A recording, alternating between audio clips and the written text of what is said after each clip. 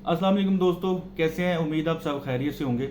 बहुत से दोस्तों की रिक्वेस्ट के ऊपर ये मैं वीडियो एक दोबारा शेयर कर रहा हूँ जिसमें कंप्लीट इन्फॉर्मेशन है टर्की वीज़ा अप्लाई करने के लिए। उसमें कौन से डॉक्यूमेंट्स लगेंगे, कौन से नहीं लगेंगे। इससे पहले जो लोग टर्की जा चुके हैं उन लोगों ने जो डॉक्यूमेंट्स लगाए थे, अब वीज़ा पॉलिसी थोड़ी सी चेंज हुई है। एनातोलिया ऑफिस ने कुछ डॉक्यूमेंट्स जो हैं वो बीच में से निकाले हैं, जो प्रीवियसली तो ऐड होते थे, बीच में सबमिट करवाते थे, अब उनकी ज़रूरत नहीं रही। तो डिटेल वीडियो मैंने इस चीज़ के ऊपर बनाई है। मेरे दोस्तों, आप काइंडली वीडियो को स्किप मत कीजिएगा। कोई भी डॉक्यूमेंट रह जाएगा तो फिर आपको बाद में परेशानी होगी। कंप्लीट वीडियो देखिएगा। और जो चेकलिस्ट चाहिए, जितने भी आपने डॉक्यूमेंट्स बनाने हैं उसकी एक चेकलिस्ट है, वो भी मैं डिस्क्रिप्शन में दे दूंगा। उसका लिंक दे दूंगा, आप वहाँ से डाउनलोड कर लीजिएगा और उसके मुताबिक आप खुद वीज़ा अप्लाई कर सकते हैं। आपको किसी ट्रैवल एजेंट की ज़रूरत नहीं है। ट्रैवल एजेंट ने भी सारी चीज़ें आप ही से लेनी है और आपको एक फ़ाइल में बनाकर दे देनी है।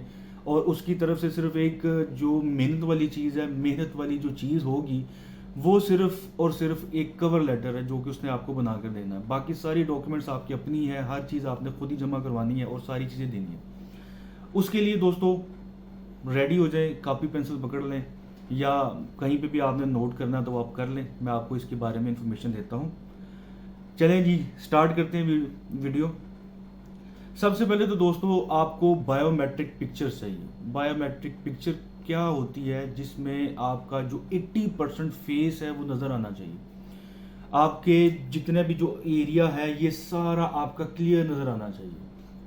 बायोमेट्रिक पिक्चर में ये होता है कि आजकल जो कोविड की वजह से फिंगरप्रिंट नहीं लिए जा रहे, तो बायोमेट्रिक पिक्चर के अंदर ये होता है कि आपके जो चेहरा है उसके ऊपर कोई दाग है या कोई भी चीज़ है, आपने उसको ट्रीट नहीं करवाना। मतलब कि जो फ्रेश पिक्चर है, ओरिजिनल पिक्चर है, वही आपने लगानी है। और उसका जो साइज़ है वो 2x2 होगा, वही आपने पिक्चर लेनी है। आपका जो साइज़ जितना इस वक्त मेरी वीडियो में आ रहा है, यही सेम चीज़ आपने पिक्चर बनवानी है। आप किसी भी डिजिटल वहाँ से फोटोग्राफर से बनवाएंगे, उसको बता दें मुझे 2x2 की पिक्चर चाहिए, वो बना देगा इजीली। अगर आप एनातोलिया को ऑफिस से बनाएंगे तो वो आपसे इस चीज़ के चार्जेस लेंगे 2500 से 3000 रुपये जो है वो आपसे इस चीज़ के चार्जेस लेंगे। मैं आपको उसके बारे में बता भी देता हूँ कि इस वक्त वो इस चीज़ के चार्जेस क्या ले रहे हैं। फोटोग्राफी के वो चार्जेस उन्होंने जो अपडेट किए हैं वो थोड़े से लगता है कम कर दिए। 1750 रुपये मैंशन हुए हुए हैं जो उन्होंने आपसे चार्ज करने हैं। तो बेहतर है कि आप बाय से ले लें, आपको 250 में 300 में आपका ये काम हो जाएगा। उसके बाद जो चाहिए, जो मेन चीज़ है वो चाहिए आपका पासपोर्ट, जो कि मिनिमम 6 मंथ वैलिड होना चाहिए। उसकी एक्सपायरी जो है वो 6 मंथ होनी चाहिए। उससे ज़्यादा ही हो तो ज़्यादा बेहतर है, कम नहीं होनी चाहिए। तीसरी चीज़ जो आपकी है, उसमें जो आपका लगेगा ऑफिशियल डॉक्यूमेंट, आपका मैरिज सर्टिफिकेट लगेगा जो कि आप नादरा से इशू करवा सकते हैं। इसके अलावा आपका एफआरसी लगेगा, वो भी नादरा इशू करता है। आप 1000 रुपीज़ से 1200 रुपये तक के वो चार्जेस लेते हैं, ऑन द स्पॉट आपको दे देते हैं। अगर आप ऑनलाइन भी अप्लाई करना चाहें तो ऑनलाइन भी ले सकते हैं। उसके बाद जो नेक्स्ट आइटम है उसमें आपको आपकी बैंक स्टेटमेंट चाहिए। बैंक स्टेटमेंट जो है वो मिनिमम 3 मंथ की लग सकती है, उसमें कोई इशू नहीं है। 3 महीने की अभी आप बैंक स्टेटमेंट जमा करवा सकते हैं। बैंक स्टेटमेंट पे एक चीज़ मैं आपको बताता चलूँ कि कोशिश कीजिएगा कि आपकी ओरिजिनल बैंक स्टेटमेंट हो। अगर उसमें ज़ीरो बैलेंस भी है ना, तो तब भी आपकी जो वीज़ा ऑफिसर है वो आपका वीज़ा लगा देगा। लेकिन अगर आप उसमें कोई बोगस स्टेटमेंट लगाते हैं, कोई बोगस चीज़ लगा देते हैं कि यानी कि आपने इन नोट फेक किए हुए हैं, तो वो उसको पता चल जाएगा। तो वो अगर इस तरह की चीज़ होगी तो आपके वीज़ा रिजेक्ट होने के चांसेस ज़्यादा हैं। ज़ीरो लगाएंगे तो कम से कम ये आपके दिल में डाउट तो नहीं होगा ना कि यार मैंने कोई बीच में कोई गलत चीज़ लगाई जिसकी वजह से ये वीज़ा आपका रिजेक्ट हुआ है। उसके बाद आपको लेना है अकाउंट मेंटेनेंस सर्टिफिकेट। वो आप जिस बैंक में आपका अकाउंट है उन्हीं से कहेंगे, वो आपको बैंक मेंटेनेंस सर्टिफिकेट दे देंगे। अच्छा दोस्तों, ये याद रखिएगा कि आपकी जो बैंक स्टेटमेंट है और जो आपका अकाउंट मेंटेनेंस लेटर है, ये 7 दिन से ज़्यादा पुराना ना हो। जब आपने एप्लीकेशन सबमिट करवानी है तो इसकी वैलिडिटी 7 दिन होगी। उसके बाद आपको होटल रिजर्वेशन करवानी है, आप बुक मी से करवा सकते हैं। आपने कंफर्मेशन नहीं देनी, सिर्फ आपने जो फ्री कैंसिलेशन जिसकी हो आप वहाँ से करवा सकते हैं। इसी तरह आपने फ़्लाइट रिजर्वेशन करवा लेनी है सेम डेट्स की जिसमें आपने ट्रैवल करना है, और उसके भी कोई चार्जेस नहीं है। वो भी आप वहाँ से करवा सकते हैं, जिसको इटलरी बोलते हैं।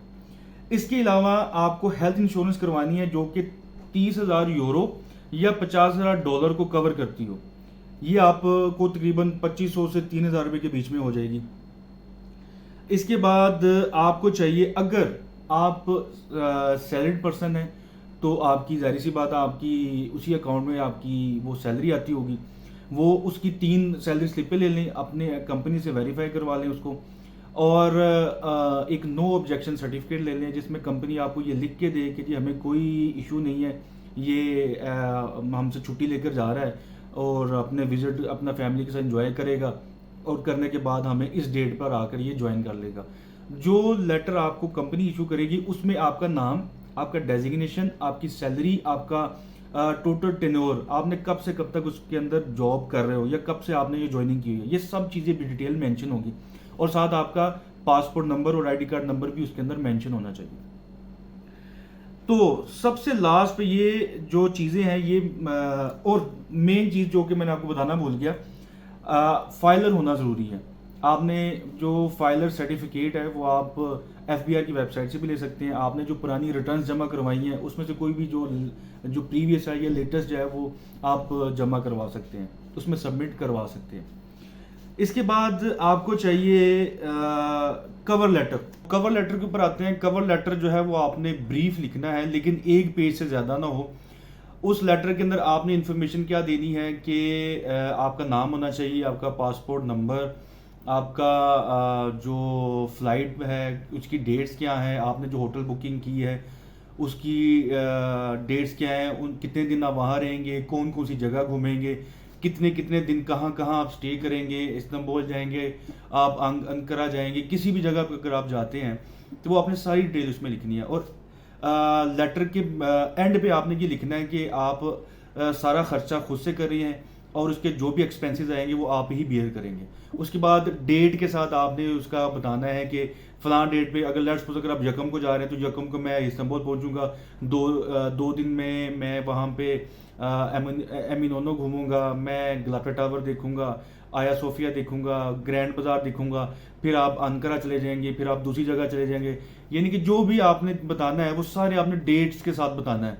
और जिन डेट्स में अगर आपने 10 दिन के अप्लाई कर रहे हैं, 15 दिन के लिए अप्लाई कर रहे हैं, 20 दिन के लिए कर रहे हैं, उन्हीं डेट्स को देखते हुए आपने अपना कवर लेटर लिखना है। और वो कवर लेटर लिखने के बाद आपने वो भी अपने डॉक्यूमेंट्स के साथ सबमिट करवाना है।